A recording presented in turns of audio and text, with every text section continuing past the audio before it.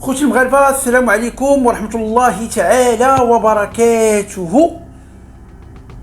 قبل ان ابدا في حلقتي هذا اليوم، اود كمواطن مغربي وكفاعل مدني وفاعل سياسي ان احيي بكل تقدير واجلال الدور الذي قامت به وزارة الداخلية، القوات المسلحة الملكية، الدرك الملكي، الهلال الأحمر المغربي، الوقاية المدنية، في إجلاء سكان مدينة القصر الكبير التي تعاني اليوم من كارثة طبيعية، ألا وهي الفيضانات الناتجة أولا عن كثرة الأمطار، وثانيا عن تفريغ السدود التي تجاوزت بقدر كبير الحمولة التي أنجزت من أجلها. فكنحيي عاليا كل هذه المؤسسات، ولكن في نفس الوقت أنتقد دور المؤسسات المنتخبة. كنشوف بزاف المواطنين كيخرجوا في تصريحات كيقولوا مشاو لمدن اخرى وكرا غالي وما عندوش باش يخلصوا، ونحن في ظرف كارثي، في الكارثه.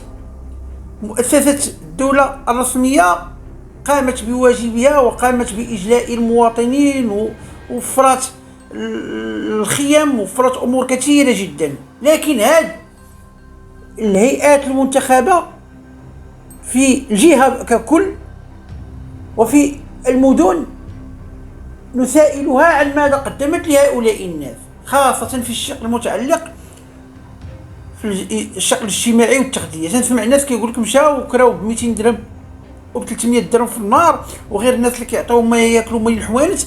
أين أنتم؟ واش ما عمر ما شي مبادرة ما تخليوها تكمل بشكل جيد؟ شي مبادرة اللي كان تدير فيها وزارة الداخلية والجيش، القوات المسلحة الملكية والوقاية المدنية، كيديروا فيها ملحمة وما تكملوهاش نتوما.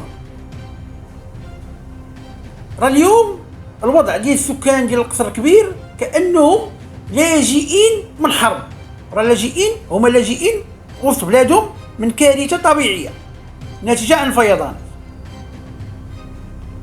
فطريقة التعامل ديالهم ستكون، او طريقه التعامل معهم كانهم لاجئين في حرب.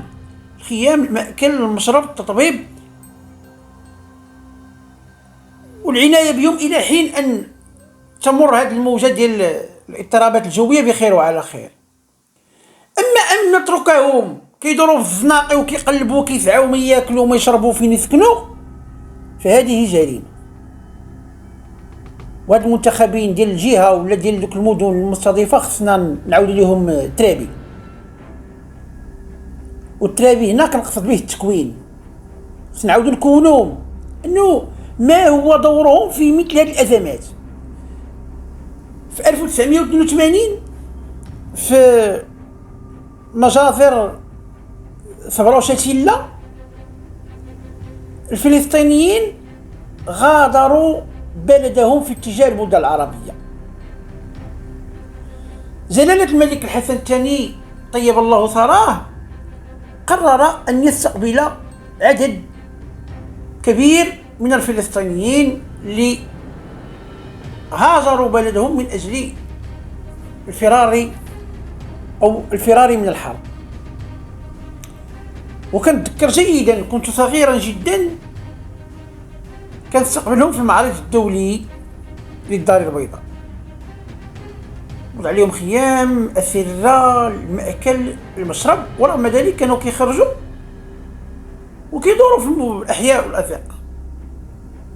كانوا كيطلبوا مساعدة ديال السكان كانوا كيعطيهم الحوايج، الفلوس، كانوا كيمنوا عليهم بما أوتوا، لدرجة أنه كان بعض المغاربة والمغربيات كانوا كيحيدوا البليج من يدهم وكيعطوه لهذوك الفلسطينيين على أساس أنهم الخطاب القومية العربية وآنذاك كان كبير بزاف.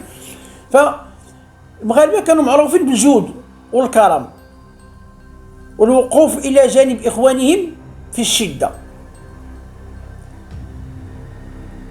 لكن الملحمة اللي دارتها المؤسسات لم تكتمل بما سمعناه من بعض المواطنين في بعض قنوات الإلكترونية، انه كيسكن يومين يجري عليه، وانه ما كيلقاو ما ياكلوا، وانه الامور خطيره جدا. وهذا الدور ديال الناس اللي كيسيروا الفلوس المغاربه، والناس اللي كيتحكموا في الثروات المغاربه ومحولوا شركات داخل المغرب وبرات المغرب. هذا دورهم. ان لو كان المغربي يتحكم في ثروته وكان يتوصل بنصيبه من ثروته لجاد على الناس من ماله، وهذوك الناس كاع ما يحتاجوا يطلبوا لانهم تاهم وصلوا حقهم من الثروه. وما دام ان هؤلاء لم يتوصلوا فدور المؤسسات الداخليه والجيش وهذا داروا الواجب ديالهم ملحمه، والثوار كانت شاهده على ذلك. حتى على مستوى اللوجيستيك وداكشي كان داكشي تيحمر لنا وجهنا. ولكن على المستوى التضامني اللي كيحدوا الفصل 40 من الدستور فيها نقاش. علاش؟ لأن الدستور يتكلم أن الجميع يتحمل تكاليف التنمية وتلك الناتجة عن الكوارث الطبيعية. تخليو المغاربة يطلبوا يمدوا يديهم في بلادهم، لو كانت حرب وخرجوا أخوتهم الموريتانيين ما غيخليوهمش، وحتى الجزائريين إلا مشينا للحدود ديالهم ما غيخليوناش، ولا قطعنا في اسبانيا ما غيخليوناش. ونجيو عندنا خوتنا خرجوا لظروف طارئه وكارثه طبيعيه وتعاملوا معاهم داك الاسلوب وتخليهم يمدوا يديهم في الشارع، عيب وعار. ولا خليو الصليب الاحمر الدولي وخليو اطباء بلا حدود وخليو المنظمات الدوليه يديروا خيام ويديروا ملاجئ ويستقبلوا المغاربه اللي ضحايا الكوارث. لما قديتوش انكم تكملوا وتساهموا في اكمال الملحمه. فنتمنى ان تكون رسالتي وصلت لاصحاب العقول المسؤوله المواطنه والوطنيه، ماشي تجار الازمات والمستفيدين من الريع وملي كتخرج تقول الحق كيقلبوا كيفاش يسكتوك. لا، المواطنه المسؤوله. اخاطب العقول الراقيه، ما كنخاطبش انتهازيين غطيروا تتعيا وغنتلاقاو تحت الارض. ندوز للموضوع ديال الحلقه اللي هو الاضراب اللي دايرين هيئات المحامين بالمغرب احتجاجا على قانون تنظيم مهنة المحاماة اللي جا به وزير العدل المثير للجدل واللي خلق مشاكل عديدة في المغرب. لا التقاضي مع الصحفيين، لا الطريقة ديال التعامل ديال النيابة العامة مع الشكايات ديالو اللي كديرها ليه بسرعة، لا تتبين لنا شوه المغرب وشوه أبانا بأن المغرب فيه الزبونية وماشي المغرب ديال المغاربة. ولكن غنمشي لهاد الاحتجاج ديال المحامي الذي يقدم خدمة عمومية وسطروا عليها بالأحمر، أنه يقدم خدمة عمومية وحقوقية داخل المحاكم، ولو أنها مهنة حرة ولكنه كيقدم خدمة عمومية ألا وهي مهنة الدفاع المنصوص عليها في الفصل 120 من دستور المغرب. هذه المهمة ديال الدفاع أو حق المواطن في الدفاع هي مكفولة دستوريا ومكفولة في جميع المواثيق الدولية ومكفولة في جميع المساطر ديال القوانين سواء كانت المدنية أو الجنائية أو المدونة التجارة أو الاجتماعية، أو مكفولة حقك في الدفاع. قانون المسطرة الجنائية زاد من استعمال هذا الحق حتى في مراحل التحقيق والبحث، وأن المحامي ممكن يدخل ويطرح أسئلة ويقدم بوثائق في المرحلة ديال البحث معك أمام الضابط القضائي. فالدفاع أو مهمة ديال المحامي في الشق المتعلق بالدفاع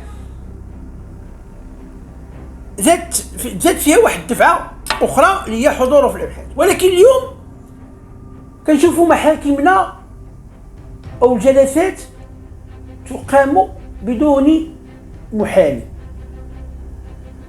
واش هذا الاحتجاج اضر بمصلحه المواطن الذي هو مصدر كل السلط، حيت الناس اللي يفهموا كنتي محامي، كنتي قاضي، كنتي بوليسي، كنتي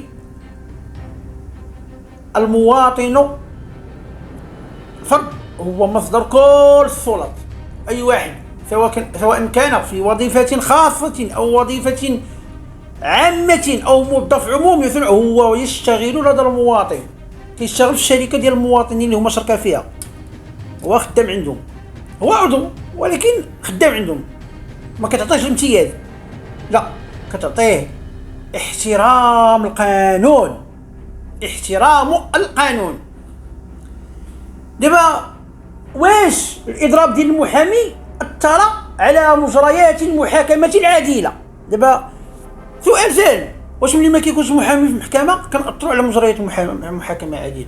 واش المتهم ملي كيوقف قدام القاضي بدون محامي واش كنخرقوا مجريات المحاكمه العادله؟ الجواب عندنا في الفصل 66 من قانون المسطره الجنائيه وفي الفصل 139 من قانون المسطره الجنائيه. الجواب عندنا هنا.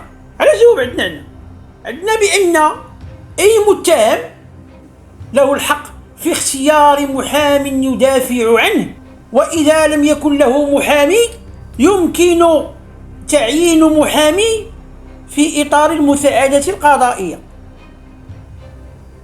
النص ثابت واضح. غادي نهضر لكم على جوج سيناريوهات. المحاكم التي تحترم هذا النص القانوني او هذا الفصل 139 من قانون المسطره الجنائيه،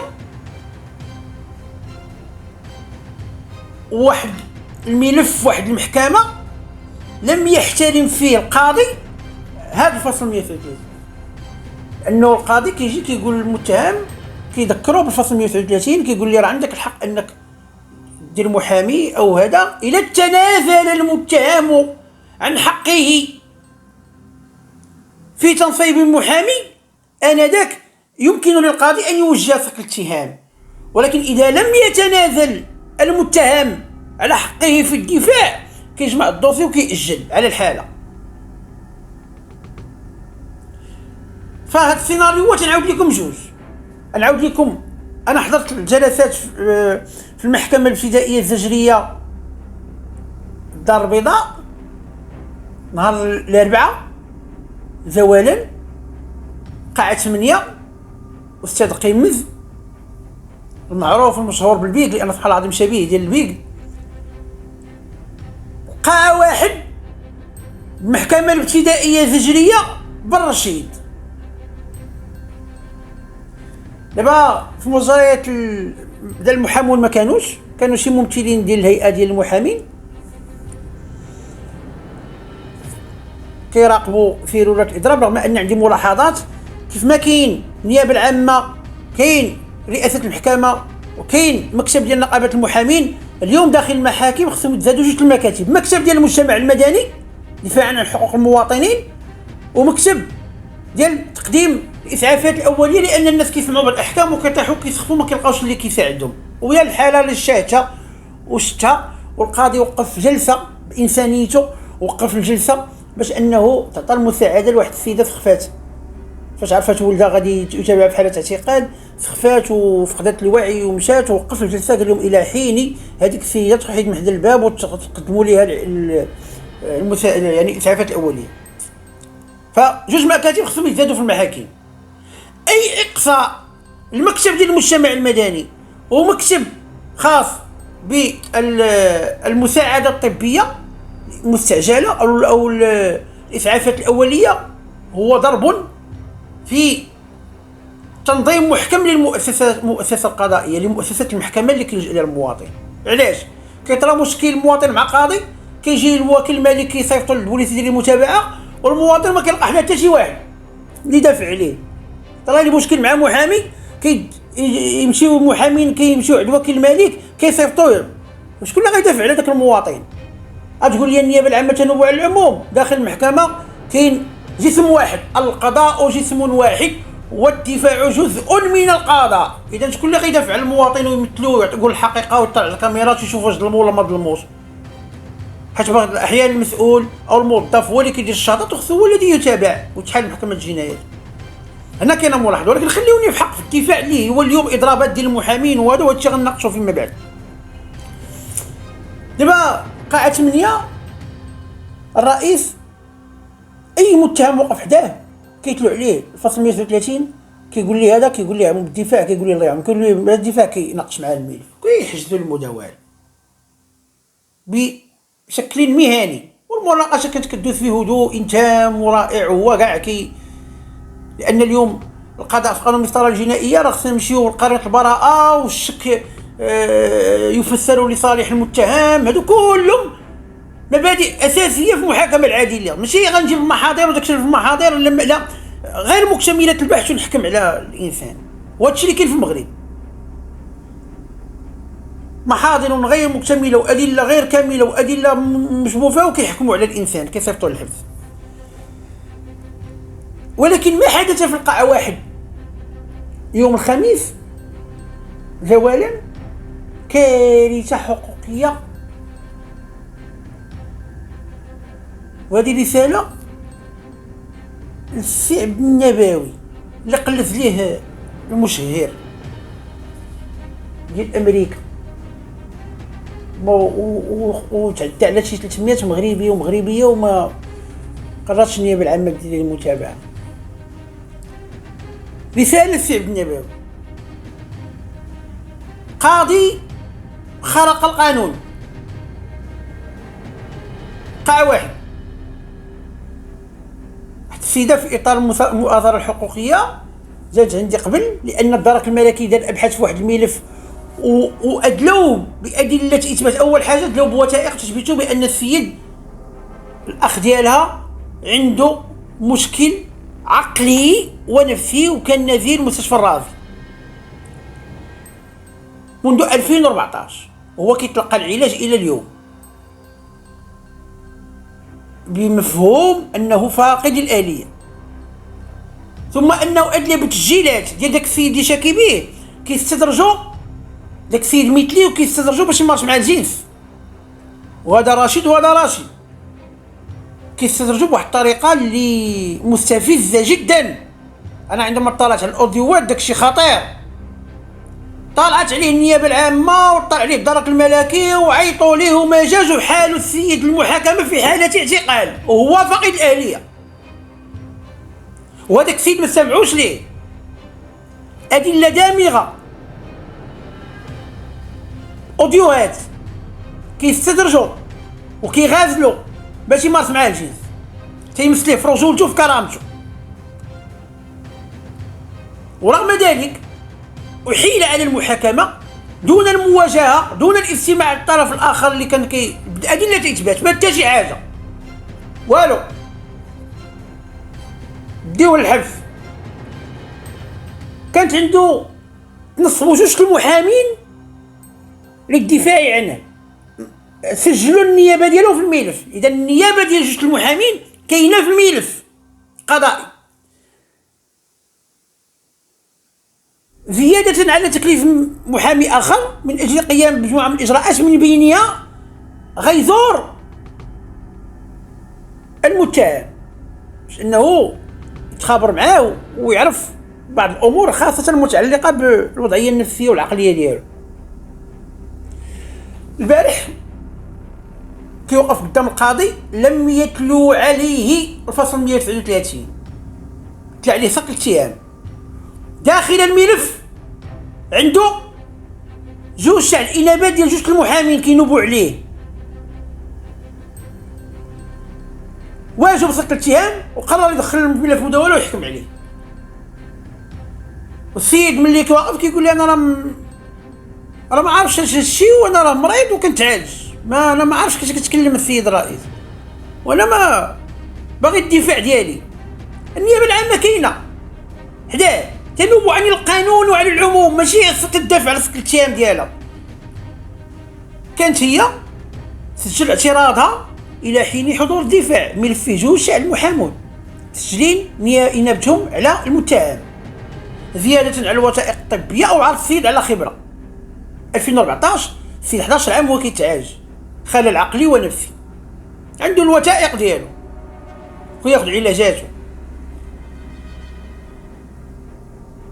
وحجز السيد الرئيس الملف للمداولة وحكم على المختل عقليا ونفسيا رغم وجود جوج المحامين مسجلين النيابة ديالهم في الملف، وحكم عليه قام بإدانته. أنا فاش طارت على الملف بشكل كبير التسجيلات لقيت بأن هناك داخل الملف اسم قاضي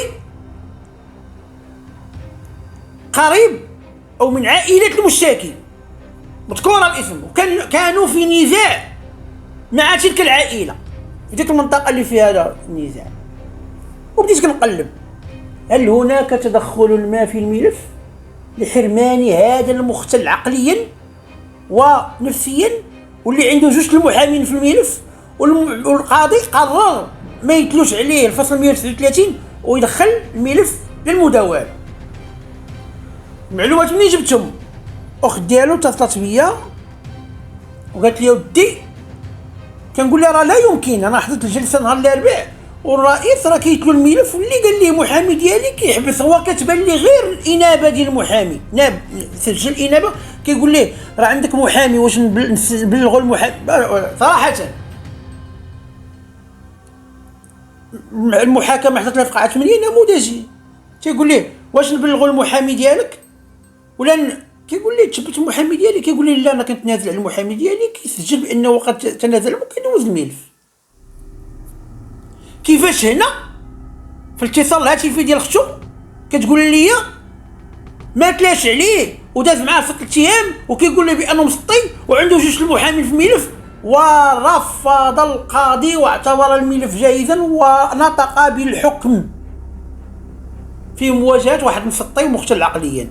في نفس الجلسة كان عنده ملف اخر ديال واحد اخر اعتبره السيد الرئيس هو هذا الملف ديال العنف ضد الاصول، كان واحد معتقل واش عندنا في ملبه، المهم اعتقلوا يعني تم التبرئه. اعتبر المتهم كان بوقت الافعال المنسوبه اليه مصابا بمرض عقلي منعه تماما من الادراك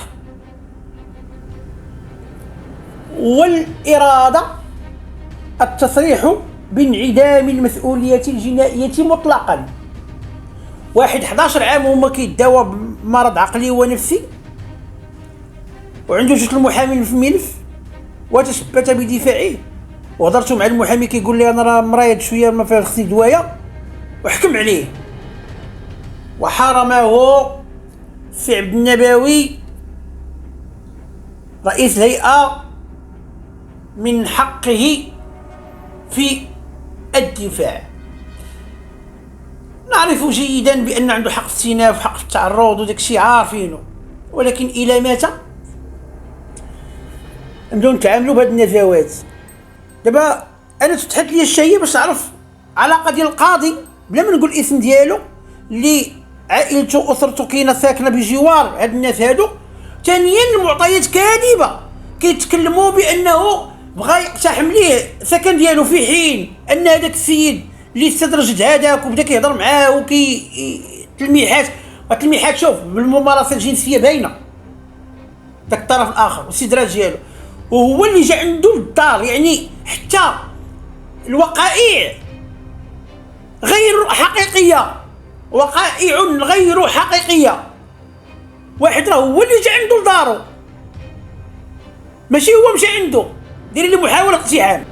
تصريحات ديال المشتكي فيها بانه هو بغى يقتحم في حين انه هو رجع عنده هو الدار، والصور كانت في الدار لتوثيق الفعل الجرمي، كانوا يصوروا لتوثيق الفعل الجرمي الذي ارتكبه في حقه، حيت بقى كيستدرجوا ودخل المنظومه المعلوماتيه ودار واحد الهويه ديال البنت وبقى كيستدرجوا التجرك بنت، وفي الاخر خرج لي هذا راه فيه استدراج وترصد، والدرك الملكي استدعاه وما جاش ما استمعوش ليه، والنيابه العامه ما دارتش لهم المواجهه ودارت لهم المتابعه وحكموا على هذا السيد. اي قانون نريد تنزيله في المملكه المغربيه؟ غير قولوا لينا كيف تروا القانون، وحتى التكوين كيف تروا. واش التكوين بالنسبه لكم هو اكاديمي نظري ونزلوا عباد الله للتيران نقول لهم شوفوا ونزلوا خدموا؟ لا، تطوير المهارات الذاتيه ما كتجيش بالتكوين الاكاديمي. التكوين الاكاديمي يعطيك التحصيل فقط، والتحصيل كاين بجميع الكتب القانونيه والمسطريه، غنشدهم نقراهم نفهمهم صافي. كيفاش انا غنتعامل معاهم ونقدر انني نصف المواطنين الحق العدل؟ هنا فين عندنا الاشكال. ليس فقط في هذا الملف، كاين هاك الملفات، كاين بزاف الملفات. انا بعدا بحكم تجربتي راه ماشي، راه 32 سنه وانا كنشتغل في مجال محاربه السيده، وفي الوقيته اللي المواطن ما كيعرفش شنو هو داء فقدان المناعه من التثاب، وخضعنا للتدريب. راه غير التدريب اللي كنا كنخضعوا عليها حنا كنا كنتفاجئوا كنقولوا واش التدريب كله باش نقودوا حملات تاع التوعيه والتحسيس فقط. زعما التدريب كلها في لا كومونيكاسيون بارتيسيباتيف، في لي زيتود سوا باغ سونداج سوا باغ لي كيستيون، وفي لاناليز ديال لي كيستيونير، وفي الديفلوبمون ديال الميساج ولورونطاسيون ديال الميساج، وفي ليتود ديال لا كولتور ديال لا بوبولاسيون، وكيفاش نيدونتيفي لي بوبولاسيون فولنيرابل، وكل بوبولاسيون شنو هي السبيسيفيتي ديالها، وكيفاش لابروش ديال هذا ماشي هي لابروش ديال هذا. وفي الاداره والتدبير والتسيير كيفاش كاينين دي زابروش، لابروش كارناغي ولابروش يعني كنجي هنا كنلقى داكشي بحال لا. هادشي كله اللي تعلمنا 32 عام في مستوى عالي لا يطبق على ارض الواقع في المعامله مع المواطن. واش محكمه تجاريه عباد الله وحده جايه رافعه دعوه ديال الافراغ على اصل تجاري يلاه كتملك فيه 17% وحكموها لها بالافراغ، وملي كيتعرضوا الشركاء ديالها اللي عندهم الاغلبيه الحصص كيديروا لهم رفض الطلب، وملي كيديروا صعوبه التنفيذ كيديروا رفض الطلب، وملي اش من القانون هذا؟ تدخل حتى في حقوق الشرع لي باغ ديال لي زاسوسي. كاين شي قانون هنا الاحكام ضد القانون، عكس القانون.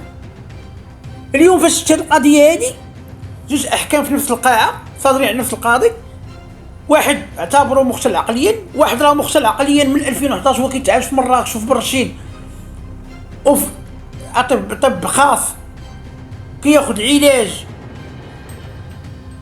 وما خداش بعين الاعتبار، وعنده جوج المحامين في الملف وما استدعاهمش واعتبر الملف جاهز وما تلاش عليه الفصل 139.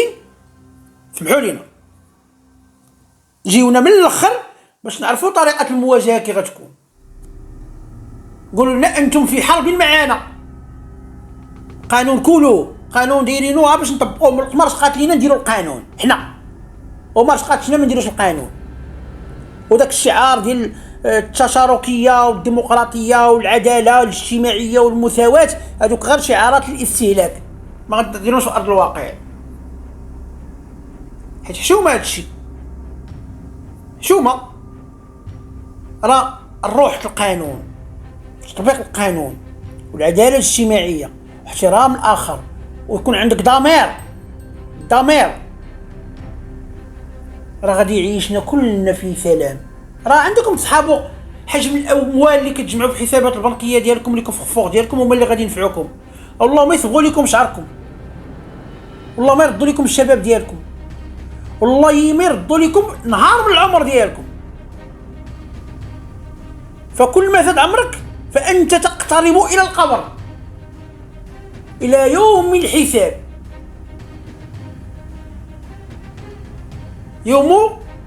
يوم لا تنفع فيه حتى حاجه، لا فلوس لا صحاب لا سلطه لا حتى شي حاجه، كلنا واقفين بحال. شوفوا غير الدفن، كلنا كندفنوا بنفس الطريقه في نفس الحفره. ف نعرف بان هناك من يفرغ الفيديوهات ويستمع ويسجل وعارف كل شيء، فاهم وعارف. ما تستغلوش الفرصه ديال ما كاينش المحامي وما كاينش الدفاع في المحكمه وبداو ديروا تصفيه الحسابات. هذا الملف خصها تجي ليه مفتشيه وتشوف هذا الملف، وغتلقاو فيه العجب العجاب من مرحلة البحث، التعليمات، الحراسة النظرية، الإيداع والحكم.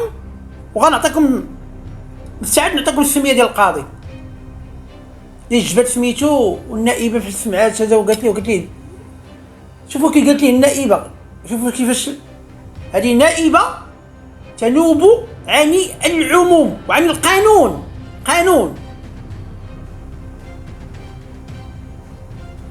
فجبت لها الاسم ديال القاضي وقراتو، تقول ليه جبت سيدك، سيدنا والله عز وجل خالقنا ورازقنا، والله عز وجل. حيت هذه الفكرة ديال التمييز عندكم، أقولها مرة أخرى، الشعب يملك أسهمه في الدولة، وكل من يشتغل في وظيفة عمومية هو موظف لدى الشعب،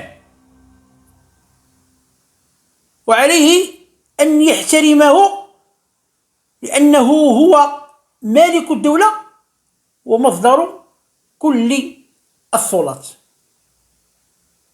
الله يدوز هاد الأيام بخير وعلى خير، والله يجعل هاد الكوارث الطبيعية ما تضرش بالحياة ديال المغاربة. وتحية كبيرة لوزارة الداخلية والقوات المسلحة الملكية والوقاية المدنية اللي قدروا أنهم يجليوا السكان ديال المدينة بأكملها دون أن تقع حالة وفاة واحدة. إلى اللقاء في حلقة قادمة إن شاء الله.